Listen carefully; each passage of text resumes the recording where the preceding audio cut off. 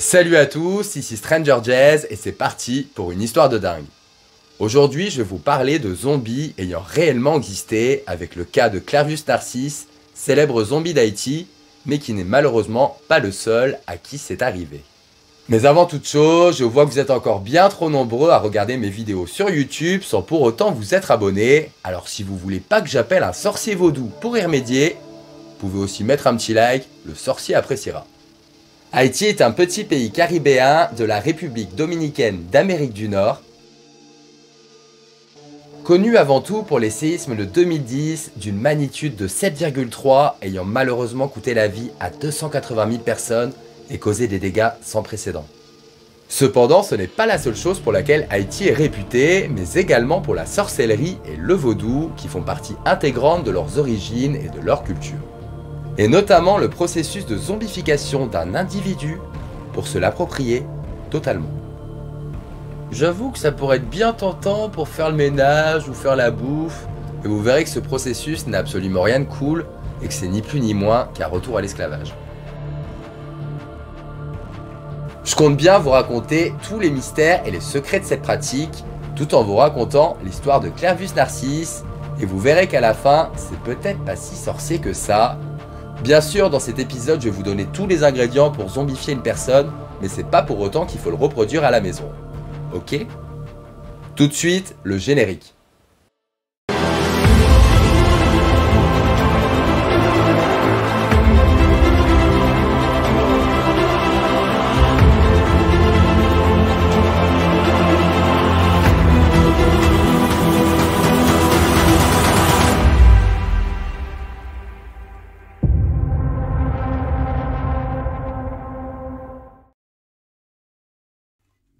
En Haïti, l'un des pays les plus pauvres du monde, la magie noire et le culte vaudou sont omniprésents.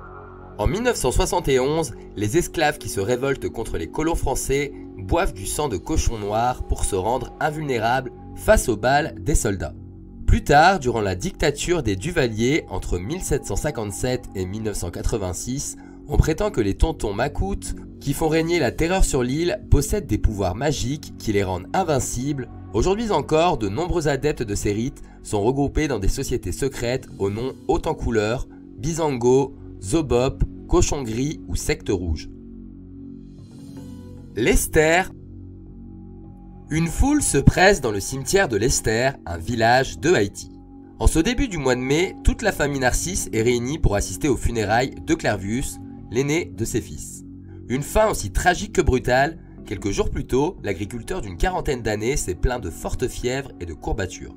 Il est hospitalisé très vite, le voilà qui crache du sang, le Clervus sombre dans le coma et meurt sans avoir repris connaissance.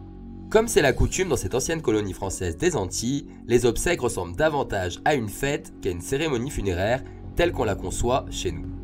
On boit, on fume, on joue de la musique tandis que le cercueil descend dans le caveau. Angelina, l'une des sœurs du défunt, se trouve au premier rang quand le fossoyeur commence à jeter dans la tombe des pelletées de terre au rythme des chants qui résonnent dans le cimetière. La vie reprend son cours, 18 années s'écoulent. Un jour de printemps 1980, Angelina Narcisse est en train de faire ses courses sur le marché de l'Esther quand une sorte de clochard s'approche d'elle. « Tu me reconnais ?» murmure-t-il. La jeune femme pense avoir affaire à un mendiant, détourne la tête, mais l'homme courbé comme un vieillard insiste. « C'est moi, Clervus, ton frère. Regarde-moi !» Angelina jette un regard à la dérobée, ce nez, cette bouche, cette voix. Oui, l'homme ressemble à son frère décédé, un sosie. Les précisions qu'il donne sur ses parents, sur la maison où il vivait à l'époque de sa mort, la stupéfait. Mais c'est impossible que ce soit lui. Comment Clervus pourrait-il être en vie alors qu'elle a vu la terre recouvrir son cercueil ? J'ai été zombifié, chuchote-t-il. En Haïti, les légendes les plus folles courent sur ces créatures effrayantes qui sont mortes mais reviennent se mêler aux vivants. Sur l'île, quand on veut se débarrasser d'un ennemi, on le zombifie, et seul un sorcier est capable d'exécuter la sentence. Il suffit de lui désigner sa cible, et contre une somme conséquente, il lui jette un sort jusqu'à ce que mort s'ensuive. Mais alors, comment Clervus a-t-il réussi à échapper à son horrible sort ?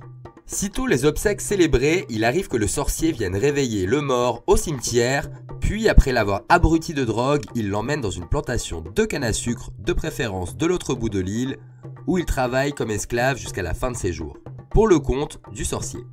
Et impossible pour le zombie d'aller se plaindre aux autorités, son décès ne figure-t-il pas noir sur blanc sur les registres de l'état civil? On reconnaît les zombies, dit-on, à leur regard vide et à leur démarche d'automate. On prétend qu'ils prennent leur repas sur les feuilles de bananier, comme les anciens esclaves venus d'Afrique, et qu'il ne faut surtout pas leur donner d'alcool ni de sel, sous peine de les voir se réveiller de leur léthargie. Si les zombies font l'objet de nombreuses conversations entre les habitants de l'île, personne n'en a jamais vu. Et pourquoi un sorcier vous aurait-il zombifié, demande Angelina. Tu te souviens, quand je suis décédé, papa venait de mourir, il m'avait légué le lopin de terre familiale, j'avais décidé de le vendre pour aller vivre à Miami, en Floride. Mon rêve, tu te rappelles? Mais toi et les autres, vous vouliez garder le terrain. L'un de nos frères, je ne sais pas lequel, a demandé à un sorcier de me zombifier. Angelina n'avait évidemment pas oublié cette querelle qui avait divisé sa famille. Celui qui prétend être Clervius poursuit son histoire. Il explique à sa sœur qu'il y a encore quelques semaines, il travaillait sur une plantation, drogué comme tous les autres victimes zombifiées. L'autre jour, un zombie a trouvé la force de se révolter, il a tué notre patron, explique-t-il. J'en ai profité pour m'enfuir et j'ai erré sur les routes. J'avais peur que notre frère me retrouve.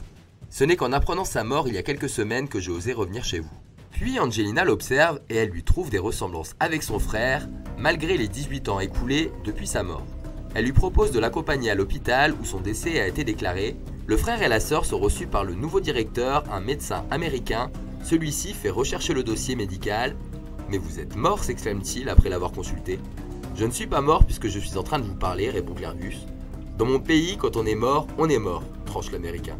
Le médecin accepte néanmoins d'accompagner Clervius et sa sœur au cimetière de Leicester où celui-ci a été enterré en 1962. Le rendez-vous est pris pour la semaine suivante avec le gardien du cimetière. Comme la plupart des cimetières haïtiens, c'est un véritable capharnaüm. Les allées sont jonchées de bouteilles de bière et de rhum, d'os de poulet sacrifiés, de bougies à demi fondues et des poupées percées d'aiguilles. Sympa. Un fossoyeur les conduit jusqu'à la tombe, fait ouvrir le caveau et le cercueil, et là, stupéfaction, le cercueil est vide. Clervius montre alors un clou rouillé qui dépasse du cercueil. Au moment où le sorcier et ses aides m'ont sorti du trou, ma joue a accroché ce clou, affirme-t-il. Regardez, j'ai encore la cicatrice. Mais comment expliquer l'inexplicable? Comment admettre qu'un homme déclaré mort à l'hôpital, enterré sous les yeux de sa famille, est ensuite ressuscité pour être transformé en esclave? Wade Davis, un jeune anthropologue canadien, est un spécialiste reconnu de la région vaudou, très répandu en Haïti. Dès qu'il prend connaissance de l'affaire Clervius Narcisse, il saute dans un avion et débarque sur l'île pour rencontrer le miraculé. Clervius leur raconte la maladie qui s'est subitement déclenchée chez lui, la fièvre qui l'a fait délirer et le moment où il a perdu connaissance. Quand je me suis réveillé, raconte-t-il, j'étais allongé dans une boîte, dans le noir total, incapable de bouger. J'entendais des voix étouffées, des chants qui venaient de loin. J'ai crié, appelé, mais personne ne m'entendait. Et soudain, ça a été comme un bruit d'éboulement, des cailloux et de la terre tombaient sur la boîte. J'ai compris que je me trouvais dans un cercueil. Je me suis alors souvenu de ma maladie, de mon hospitalisation. J'ai pensé qu'il m'avait enterré parce qu'il m'avait cru mort, mais au bout de quelques heures, j'ai entendu gratter au-dessus de moi. Des hommes m'ont sorti de mon trou, ils m'ont mis la tête en bas durant plusieurs minutes. Une pratique reconnue pour permettre au sang d'irriguer le cerveau après une longue immobilisation. Pour les scientifiques, la cause est évidente, Clervius n'a pas été victime d'un sortilège mais d'une mise en scène soigneusement préparée par des connaisseurs. Son frère, qui voulait sa mort, a acheté une potion à un sorcier et l'a fait boire à Clervius. Celui-ci, plongé dans un état catalepsie, incapable de bouger, pas même de cligner un œil, est passé pour mort. Mais quelle est donc cette potion au pouvoir incroyable? Pour le savoir, Wade Davis sillonne l'île pendant plusieurs semaines et interroge des dizaines de sorciers qui prétendent connaître la recette utilisée pour pratiquer la zombification. D'après les Bokors, comme on les appelle là-bas, il s'agit d'un mélange de venin de crapaud, de poussière d'ossements humains, de mille-pattes, de tarentules et de racines de plantes. Moyennant quelques poignées de dollars, le Canadien finit par acheter plusieurs spécimens de cette poudre à zombies. A priori, une telle préparation paraît aussi inoffensive que de la poudre de perlimpinpin, sauf qu'en l'analysant de plus près dans un laboratoire scientifique, on découvre des traces de tétrodoxine, une substance extrêmement toxique, 100 fois plus puissante que le cyanure. On le trouve dans le foie du figu, un poisson exotique du Japon. Ce poisson constitue, paraît-il, un mets délicieux, mais seuls les cuisiniers japonais ayant un diplôme spécifique sont autorisés à le préparer. Si par malchance le foie a contaminé la chair, l'intoxication est fulgurante. Celui qui en consomme ressent d'abord un léger picotement sur les lèvres, puis il a du mal à coordonner ses mouvements, ensuite ses fonctions vitales se ralentissent, provoquant une paralysie et la perte de connaissance. À ce stade, le malade n'est pas en état de mort apparente, mais la mort définitive n'est pas loin. Wade Davis a percé le secret des sorciers vaudous, il consiste à doser avec précision cette tétrodotoxine, juste assez pour que le patient se trouve paralysé, mais pas trop pour qu'il ne meure pas.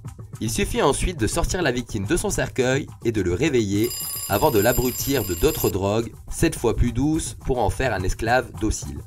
En 1983, le scientifique publie un article retentissant. Oui, les zombies existent, affirme-t-il, mais ils ne le doivent en rien à la magie, seulement à la chimie.